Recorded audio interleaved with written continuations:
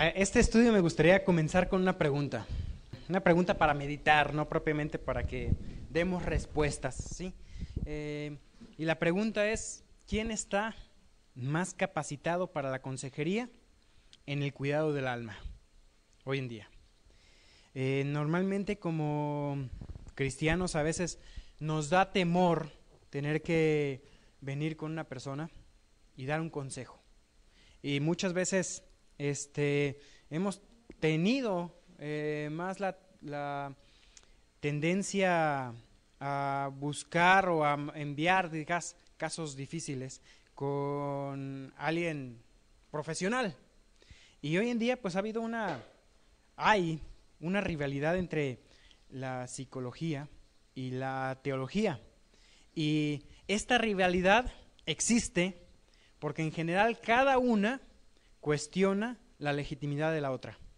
Este es un tema quizás un poco delicado, donde hay diferentes tipos de posturas. Yo entiendo que hay mucho aún, hasta consejeros o más bien psicólogos cristianos, pero lo que quiero yo hoy tratar, propiamente, más que algún psicólogo se sienta atacado, es el tema de las teorías del psicoanálisis que se están poniendo en práctica hoy en día. Hoy en día se maneja mucho esto de la psicología cristiana, incluso muchos seminarios, institutos bíblicos, por más de un siglo, han estado entrenando a sus estudiantes pastorales en una variedad de diferentes psicologías bajo la etiqueta de consejería pastoral.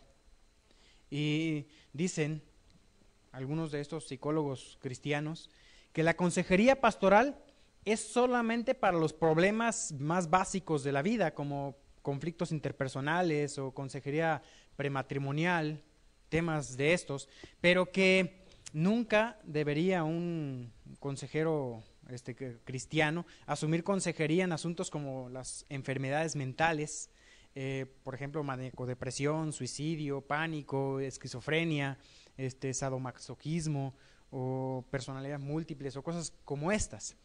Y para lo cual, pues dicen, eso necesita un profesional entrenado en la psiquis. Ahora, los principios de la psicología que se presentan en la literatura cristiana se colocan. Tú lees un libro de consejería cristiana que tiene esta psicología, colocan los principios de la psicología con el mismo valor o algunas veces hasta un mayor valor que la autoridad que las escrituras tienen. Y esa es la pregunta. Bueno, ¿existe una psicología cristiana? Fíjate, la palabra propiamente psicología no aparece como tal en la Biblia, de la psique. Dicen los psicólogos cristianos que la Biblia es un catálogo primitivo de consejería. La psicología contiene, dicen ellos, ideas exhaustivas para el aconsejamiento, pero que la Biblia no es un texto de psicología, no nos habla de etapas del desarrollo, por ejemplo, de la infancia o cómo tratar la dislexia, la paranoia, pero ¿sabes qué? La Biblia nunca ha pretendido ser un libro de ciencia propiamente. Y por decir ciencia me refiero, por ejemplo, a cosas como un texto de biología, química, física, astronomía, administración de empresas. La Biblia no trata de esos temas directamente, pero ¿sabes qué? Cuando habla de esas áreas, porque habla de biología, de química, de física, de administración, de astronomía, nunca se equivoca. O sea, tiene conceptos, sabemos, por ejemplo, de astronomía como la redondez de la Tierra, que las teorías de ese tiempo decían que la Tierra era plana, o que era un óvalo, o que descansaba sobre elefantes, o que tenía un borde que te ibas a caer. Había muchas teorías científicas en esos tiempos que la Biblia tenía una postura firme y nunca cambió. Y hoy en día la ciencia sencillamente ha estado de acuerdo. Todo lo que sea comprobado científicamente está de acuerdo con la Biblia. No hay nada comprobado que no esté de acuerdo con el texto bíblico.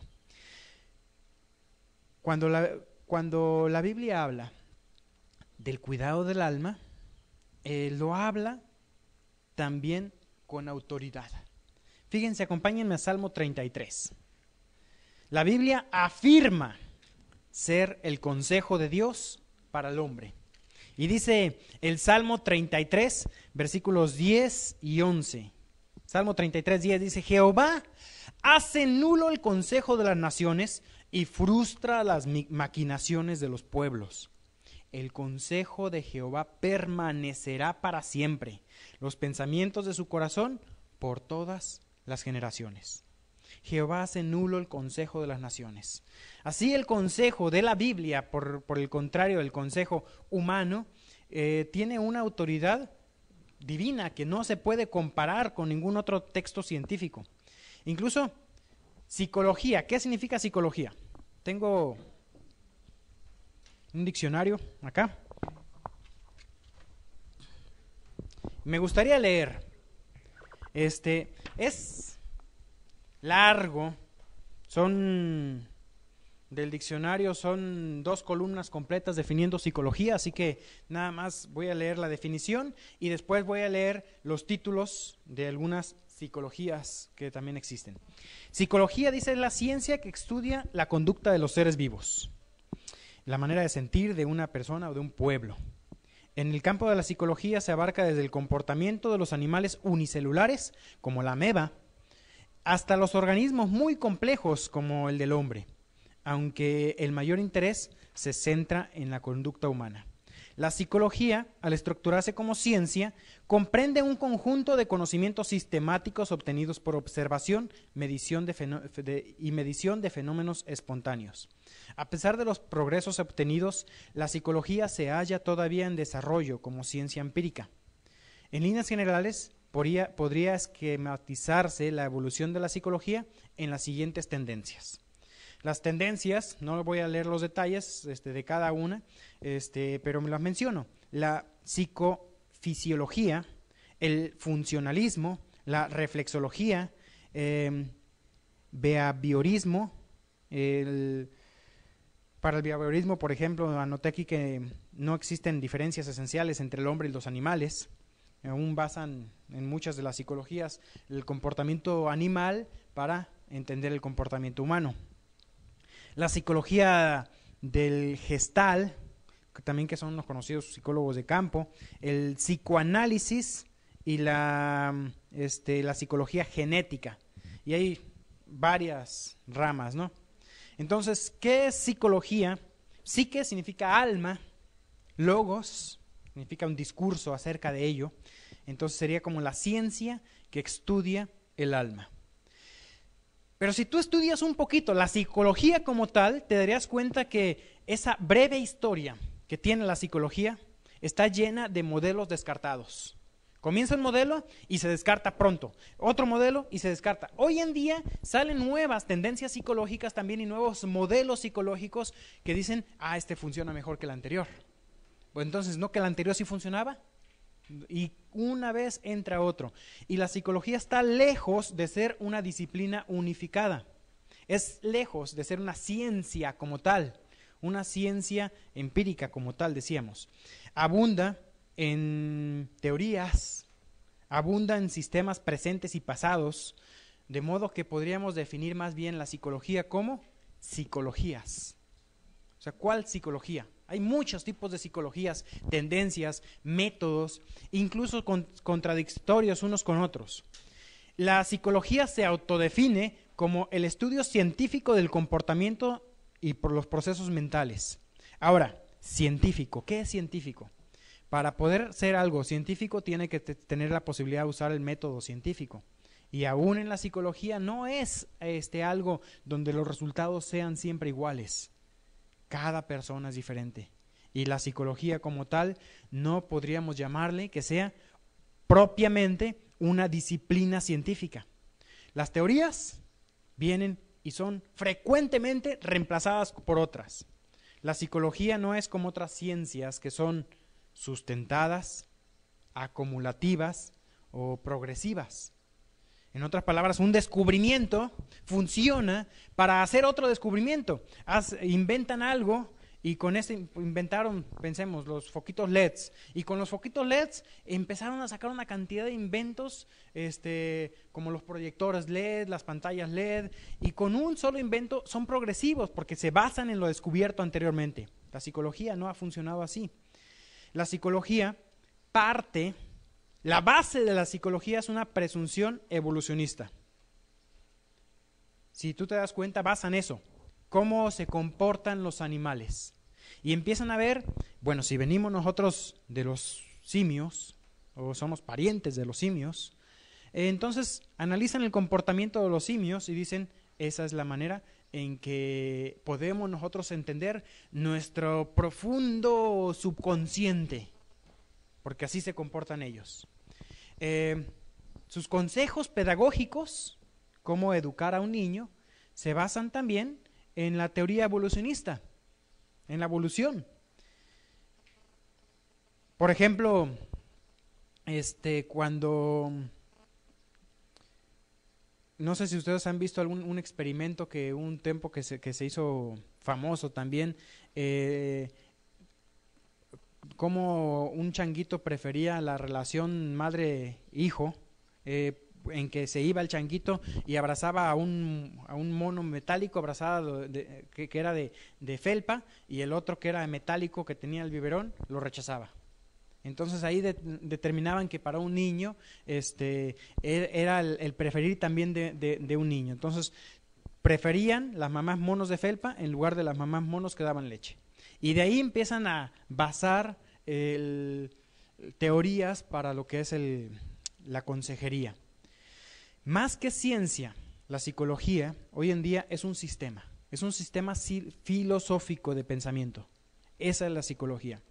No quiero yo propiamente venir y decir la psicología como tal es pecado, no es esa mi intención, pero quiero yo que como cristianos entendamos qué tenemos, qué armas y qué herramientas tenemos nosotros para poder aconsejar.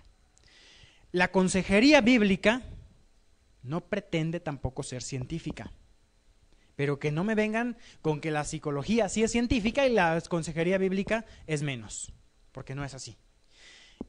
Contiene la consejería bíblica suficiente información para una efectiva solución y remedio para cada problema de la vida. En la Biblia encuentras tú lo que necesitas para cada área de la vida. Mira lo que dice Segunda de Pedro, capítulo 1, versículo 3. Segunda de Pedro 1:3. Lo voy a leer, ya lo tengo aquí. Dice, como todas las cosas que pertenecen a la vida y a la piedad, nos han sido dadas por su divino poder.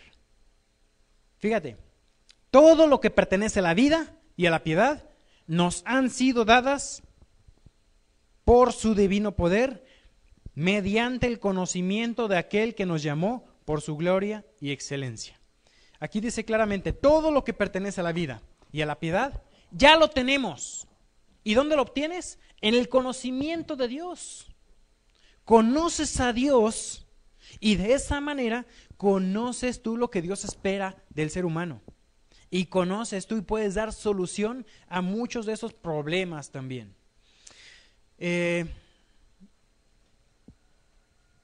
Hay una psicología, por ejemplo, la biopsicología evolucionista. Ellos creen que el hombre es la suma de sus componentes químicos.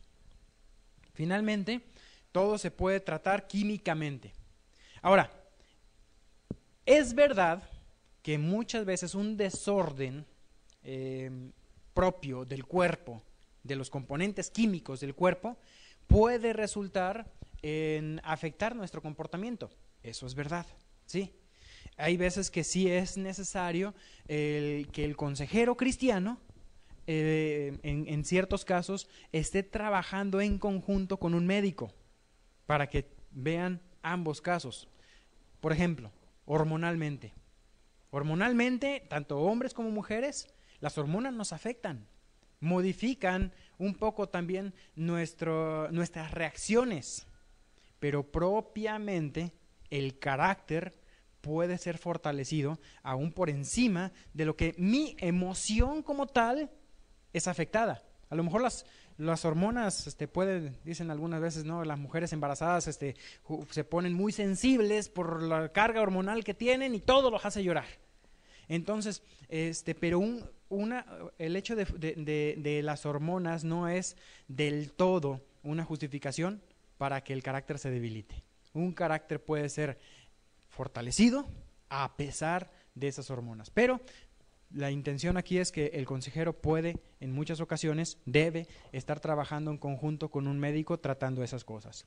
Pero regresando al tema de que el hombre es la suma de sus componentes químicos, esta teoría, por ejemplo, colocaba como ejemplo a un hombre que en 1848 tuvo daño cerebral porque una espiga metálica se le clavó en la cabeza y esa espiga cambió completamente su comportamiento, porque dicen que destruyó áreas de asociación de la corteza cerebral.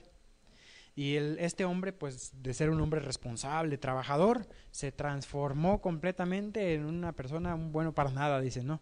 Problemático. En otras palabras, lo que la biopsicología dice es que la moralidad no es un asunto espiritual. La moralidad es una cuestión orgánica. Pero ante eso, ¿qué dice la Biblia de la moralidad? La moralidad no lo deja como un asunto de ciencia propiamente. La ciencia no puede explicar la moral. No se puede. ¿Bastará en el futuro acaso una píldora para que el pedófilo deje de abusar sexualmente de los niños? ¿O será posible que la cleptomanía se termine con una prescripción médica? O imagínense una ciudad llena de delincuentes, pues agreguemos un medicamento al agua y se cura la delincuencia. Eso podría ser posible si la moralidad fuera una cuestión orgánica, pero no es orgánica, no la puedes encontrar tú en alguna parte del cuerpo o del cerebro ni siquiera. Por ejemplo, también hay personas que tienen daño cerebral en la misma área, pero no experimentan ningún cambio. Es también de esa manera que tratan, por ejemplo, de explicar la homosexualidad. Muchos han dicho, no, es que la homosexualidad es una enfermedad. Lo interesante es que ni siquiera los mismos homosexuales dicen eso. El homosexual promedio, normalmente ellos dicen, saben que es una elección, no una enfermedad. Pero para aquellos que piensan que es una enfermedad, algunos han dicho, no, es que hay áreas del cerebro que definen si es un hombre o una mujer, y los homosexuales tienen el cerebro funcionando como el de una mujer. Pero resulta ser que también hay homosexuales que son homosexuales y tienen el cerebro funcionando como un hombre, y hombres que tienen el cerebro funcionando como el de la mujer, o esas áreas con más actividad, y son completamente normales. Otros dicen, no, es una cuestión genética. Hay gemelos idénticos donde uno es homosexual y el otro no, y tienen exactamente la misma formación genética. Entonces, la moralidad como tal no la puedes encontrar en un aspecto orgánico, no la vas a encontrar en el cuerpo. Por otro lado, cambios repentinos hacia la maldad sí son comunes y son frecuentes en personas que han sufrido daño cerebral. Pero igualmente, como decía, personas en que no han tenido daño cerebral han tenido ese cambio, o al revés. Tienen el daño cerebral y no hay ningún cambio. ¿Qué explicación podemos dar para ello? La Biblia menciona muchas veces que situaciones difíciles o pruebas especiales pueden o suelen exponer la maldad. Por ejemplo, en Lucas 8:13, cuando habla ahí de la semilla, dice que la semilla que cae entre espinos brota pronto, brota la semilla, pero ¿qué dice? Se seca por los espinos. Y la explicación de Cristo es cuando viene la prueba, se apartan. Muchas veces situaciones difíciles pueden exponer la maldad reprimida. Segunda de Crónicas 32:31 es un ejemplo también que podemos ver aquí. Segunda de Crónicas, capítulo 32, versículo 31. Dice, hablando aquí de Ezequías, quien tuvo una gran prosperidad, dice versículo 31, me dice, mas en lo referente a los mensajeros de los príncipes de Babilonia que enviaron a él para saber del prodigio que había acontecido en el país, vienen unos mensajeros y Ezequías les mostró todos los tesoros que tenía, llenó su corazón de orgullo diciéndole, mira todo lo que tengo. Dice aquí, Dios lo dejó para probarle, para hacer conocer todo lo que estaba en su corazón. Muchas veces Dios permite las pruebas. ¿Y qué? ¿Para qué funcionan las pruebas? Para ver lo que hay en el corazón. Muchas pruebas, quizás pasa algo y expone quién eres, expone tu maldad, expone tu carácter y tu debilidad de carácter, y eso como consecuencia de una situación difícil. Puede ocurrir eso, y la Biblia tiene una explicación para ello, y lo entendemos como tal. Ahora, eso hablando un poquito de lo que es la psicología como tal. A mí me gustaría hablar ahora de la consejería bíblica. Entiendo yo que hay psicólogos cristianos que han estudiado la carrera, y a lo mejor el hecho de tener el papel como tal te puede abrir puertas para aconsejar. Pero ¿sabes una cosa? Muchos buenos psicólogos cristianos lo que han hecho es usar la Biblia como la autoridad para la consejería y dejar de lado todas las teorías que les han enseñado. Las Escrituras son la única fuente confiable para el consejero, y que podemos con la Biblia interpretar los problemas y resolverlos apropiadamente. Salmos 119, versículo 50. El Salmo 119 es el salmo por excelencia que define la Biblia por tal. 119:50 dice, hablando de la palabra, dice, ella es mi consuelo en mi aflicción, porque tu dicho me ha vivificado. La Biblia es lo que te puede dar consuelo.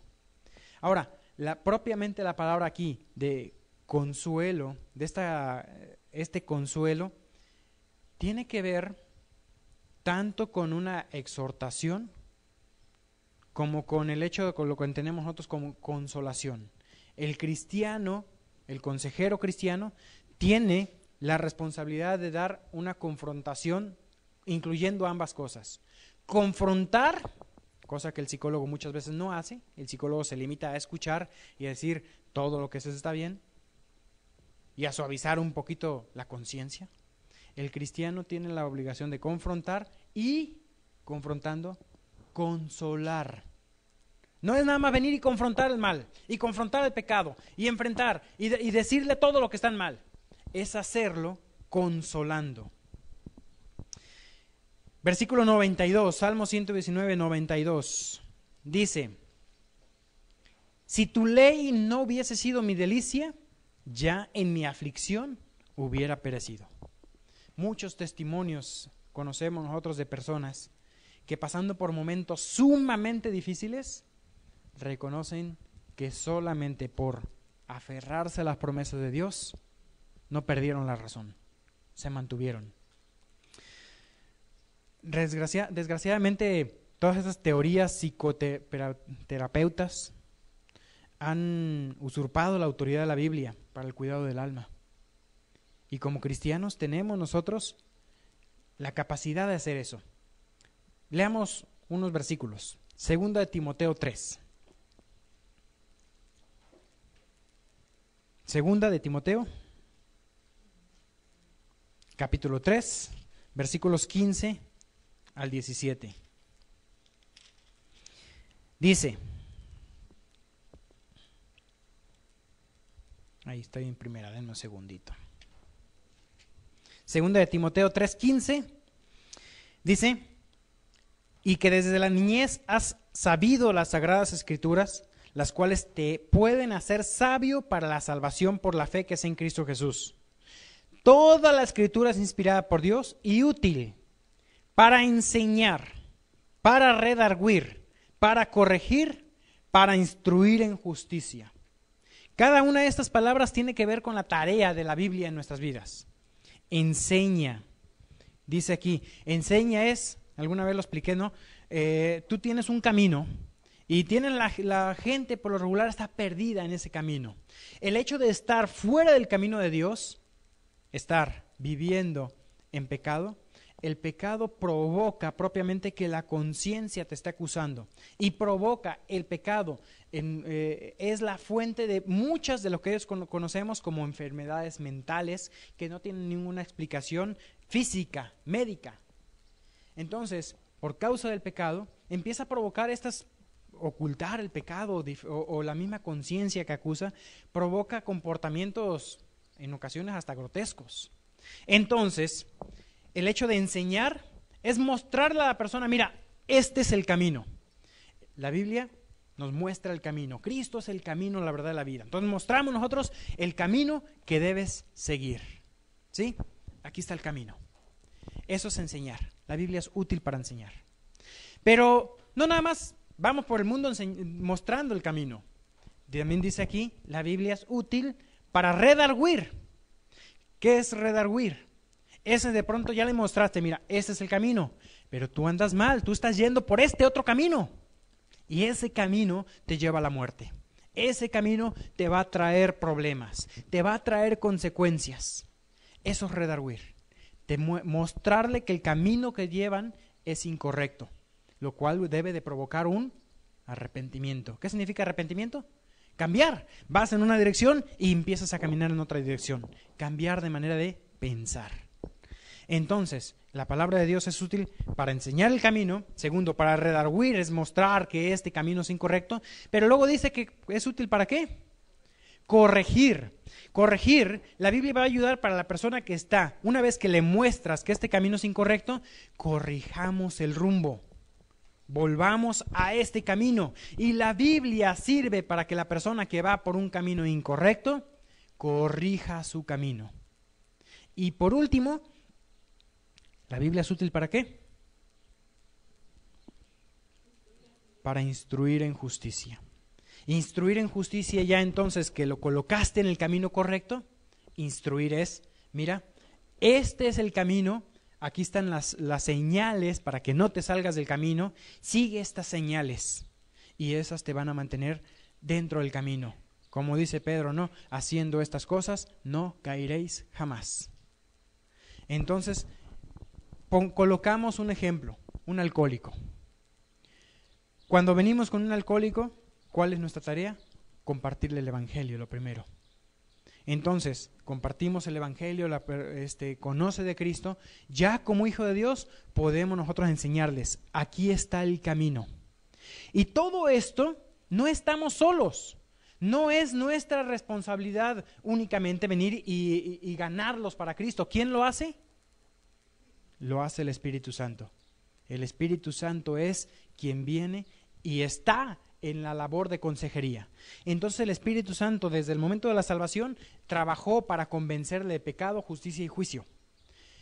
Obra en la salvación y obra en la consejería también. Así entonces no estás solo. ¿Puede acaso el psicólogo tener la ayuda del Espíritu Santo en la consejería? No. ¿Puede el psicólogo, un psicólogo que no usa la Biblia, tener esa herramienta? No. No tienen ni al Espíritu Santo ni a la palabra de Dios. Y estás acompañado con el Espíritu Santo mostrándole el camino, redargüéndole en cuanto a su error, corrigiéndole e instruyéndole. Obra del Espíritu Santo. No estamos solos con eso. Un pasaje más, segunda de Pedro. Leímos hace un momento el versículo 3. Segunda de Pedro, capítulo 1. El versículo 3 dice que todas las cosas que pertenecen a la vida y la piedad nos han sido dadas. Las tenemos por el conocimiento, dice, por su divino poder, mediante el conocimiento de aquel que nos llamó por su gloria y excelencia. Tenemos todo lo que corresponde a la vida y la piedad. Avancemos hasta el versículo 19, y dice el versículo 19 también, tenemos también la palabra profética más segura, a la cual hacéis bien al estar atentos como una antorcha que alumbra en el lugar oscuro, hasta que el día esclarezca y el lucero de la mañana salga en vuestros corazones. Entendiendo primero esto, que ninguna profecía de la Escritura es de interpretación privada, porque nunca la profecía fue traída por voluntad humana, sino que los santos hombres de Dios hablaron siendo inspirados por el Espíritu Santo. Entonces, nos damos cuenta cómo la consejería bíblica y la psicología son completamente opuestas e irreconciliables. El centro de la psicología, ¿cuál es? Es el yo, el ego, ¿sí? El centro es el yo, que vive para el bienestar del yo, el disfrute del yo. Y los remedios psicológicos alimentan el yo con mensajes de amor al yo y más estimulación al yo, que es, en otras palabras, la famosa autoestima. Lo he mencionado varias veces. ¿Qué dice la Biblia en cuanto a la autoestima? El gran mandamiento. Vamos a ver 3 pasajes, a ver si los repartimos y me ayudan a leerlos. Mateo 22, 37 al 40. ¿Que alguien que me ayude, por favor? Sí. 22, 37 al 40. ¿Quién me ayuda, por favor, con Marcos 12, 30 y 31? Por favor, Marcos 12, 30 y 31. Y uno más, Efesios 5, 28 y 29. ¿Quién me ayuda con ese? Heriberto, por favor. 3 pasajes. Mateo 22, 37 al 40, por favor. Jesús le dijo: amarás al Señor tu Dios con todo tu corazón y con toda tu alma y con toda tu mente. Este es el primero y grande mandamiento. Y el segundo es semejante: amarás a tu prójimo como a ti mismo. De estos 2 mandamientos depende toda la ley y los profetas. Ahí está. Entonces, amar a Dios sobre todas las cosas y amar al prójimo como tú te amas a ti mismo. Fíjate, no dice ámate más, dice ama a los demás como te amas. Entonces, ¿qué es lo que dice la Biblia? Te amas demasiado. Segundo pasaje, Marcos 12, 30 y 31. Y amarás al Señor tu Dios con todo tu corazón y con toda tu alma y con toda tu mente y con todas tus fuerzas. Este es el principal mandamiento. Y el segundo es semejante: amarás a tu prójimo como a ti mismo. No hay otro mandamiento mayor que este. Se repite ahí nuevamente: ama a los demás como tú te amas. Y fíjate en Efesios 5 también, extraído este pensamiento de ahí, Efesios 5, 28 y 29, por favor. 28 y 29.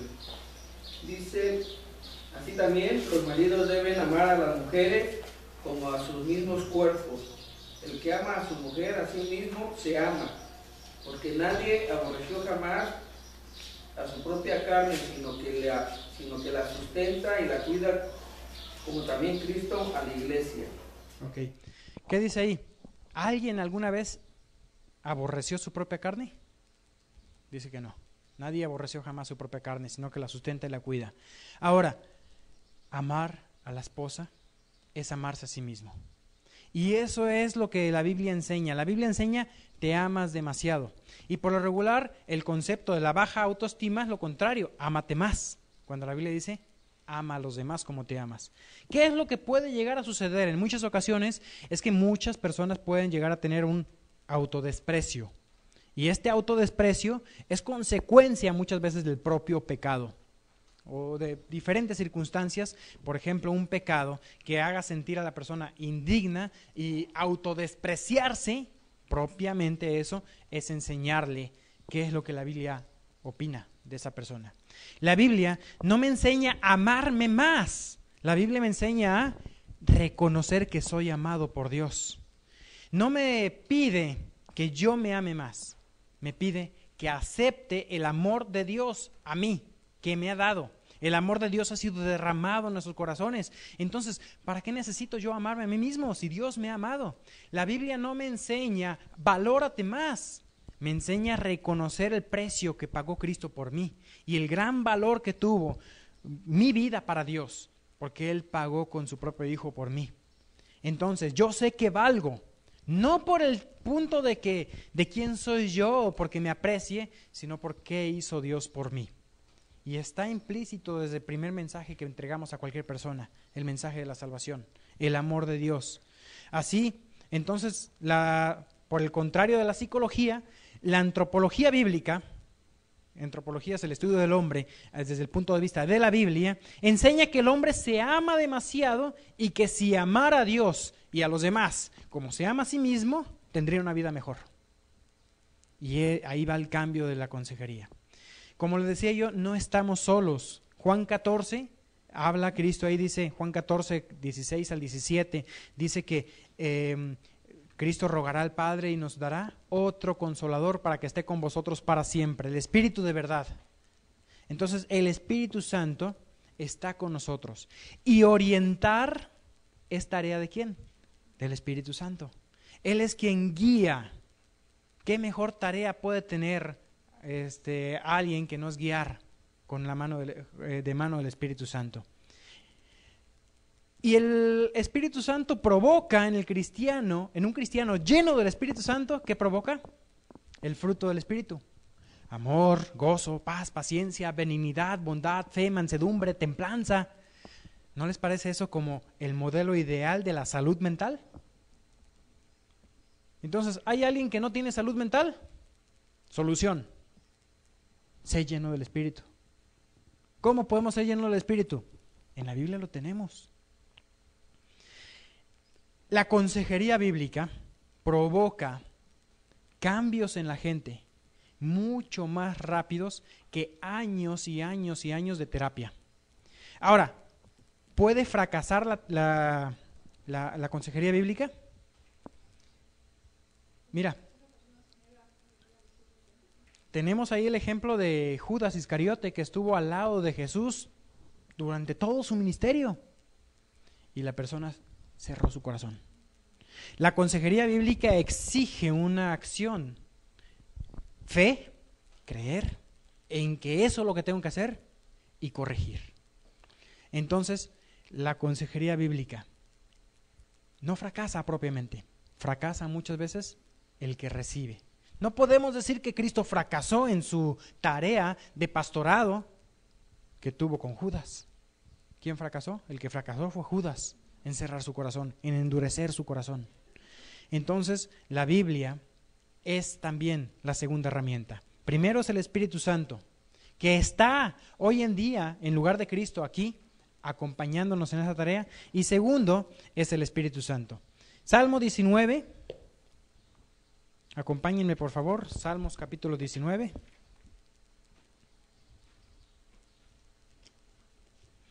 El Salmo 19 es otro de esos salmos que hablan de la revelación de Dios.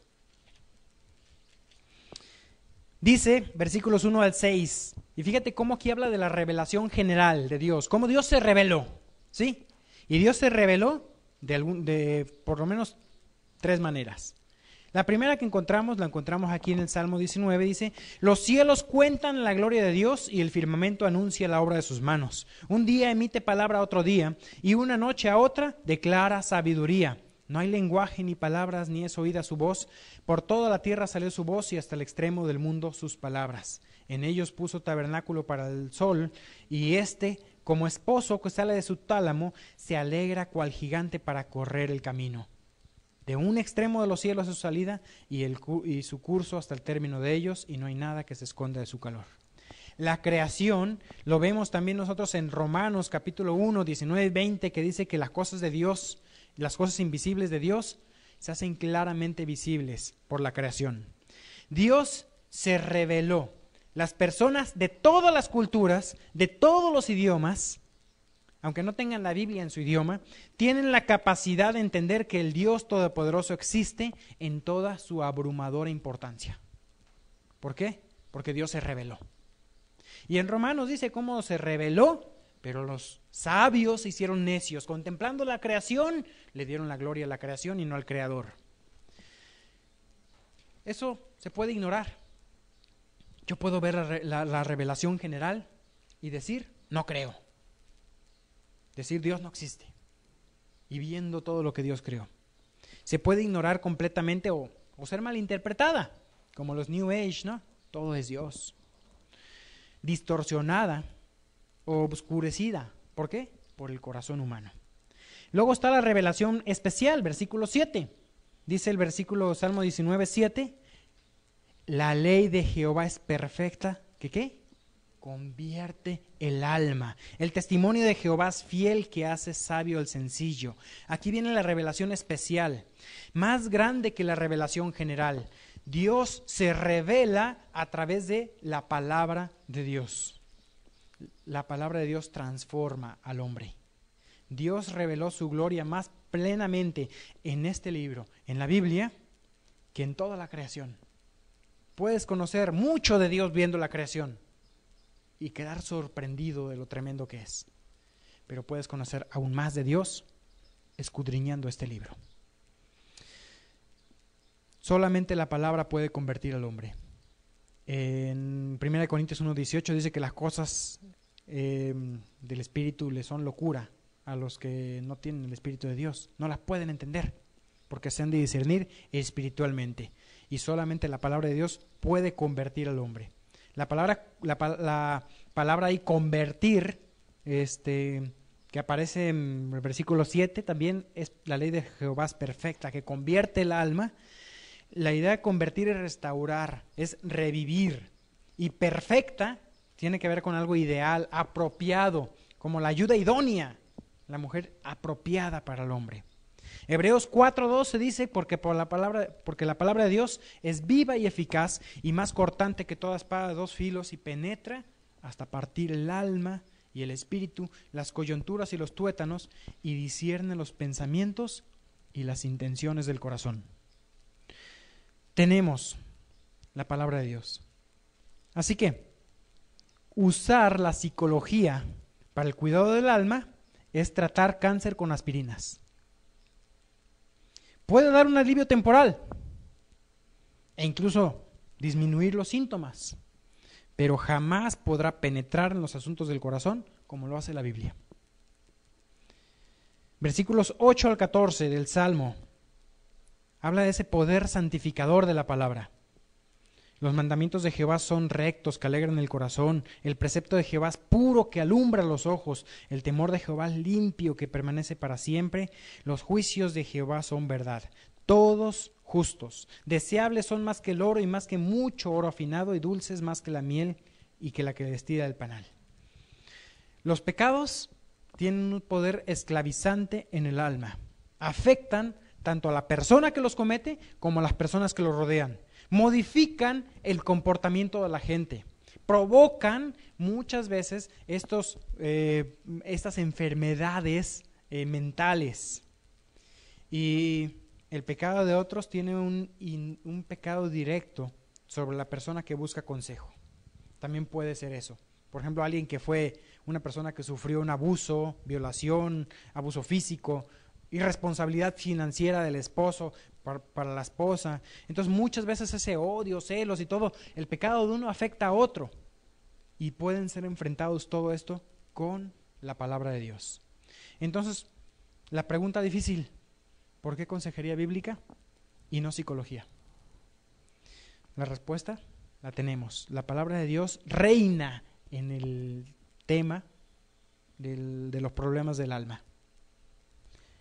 Donde la psicología invade y trata de usurpar hoy la autoridad espiritual de la Biblia.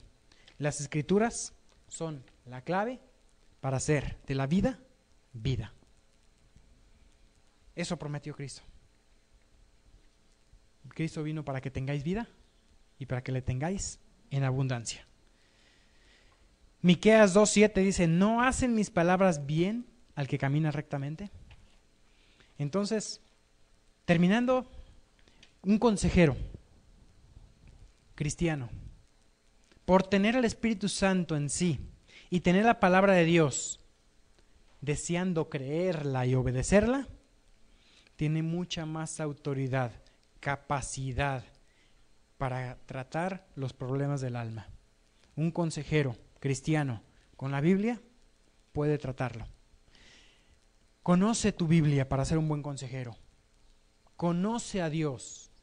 Todas las cosas nos fueron dadas por el conocimiento de Dios. Conócele. Y puede ser que tú experimentes problemas en tu vida. Que tú tengas problemas aún de tu carácter, que sabes que tienes que enfrentar.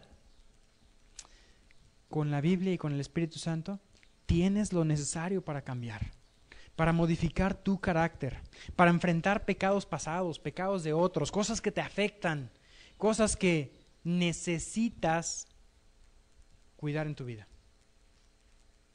Tienes lo necesario.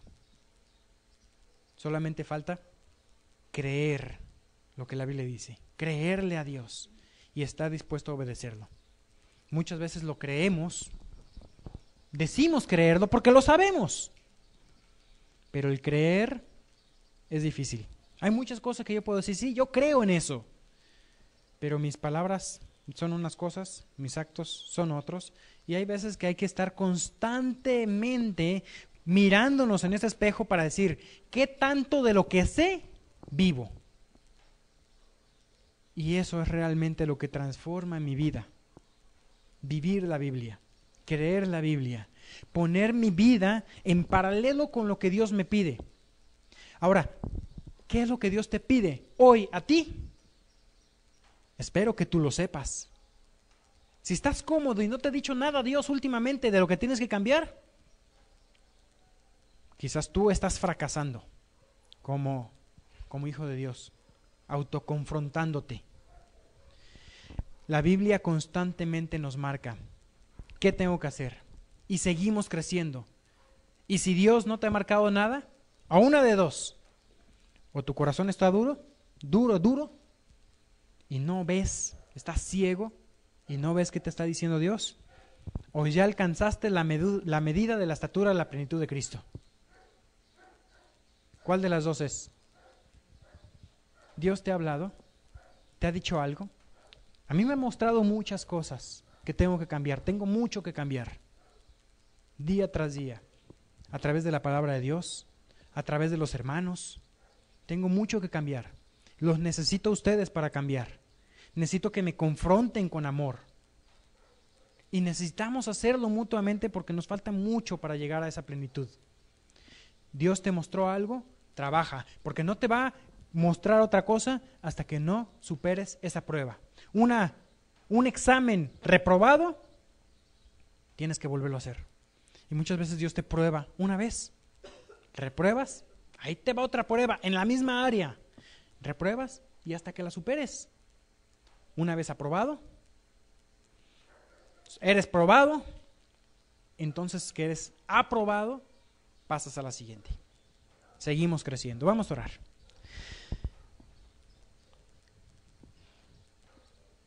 Dios, gracias, Padre, porque tú nos confrontas con tu palabra, Señor.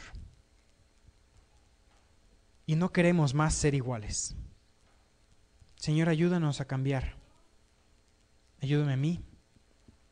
Ayuda a cada uno de mis hermanos aquí presentes. Tenemos mucho que cambiar. Ayúdanos a estimularnos unos a los otros al amor, a las buenas obras. A hacer ese hierro con hierro que aguza el rostro. Y Padre, lo que ya nos mostraste, lo que tenemos que cambiar, que nos has mostrado, hoy queremos hacer compromisos. Compromisos contigo, de lo que tenemos que cambiar. Dejo aquí un momento personal para que si tú tienes algo que hablar con Dios, lo hagas.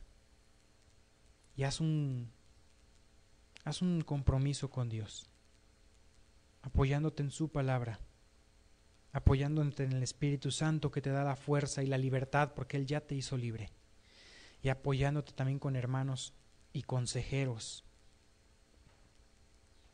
hermanos que tienen el Espíritu Santo, que tienen la palabra de Dios, que te pueden aconsejar. Acude, porque en la multitud de consejeros está la seguridad.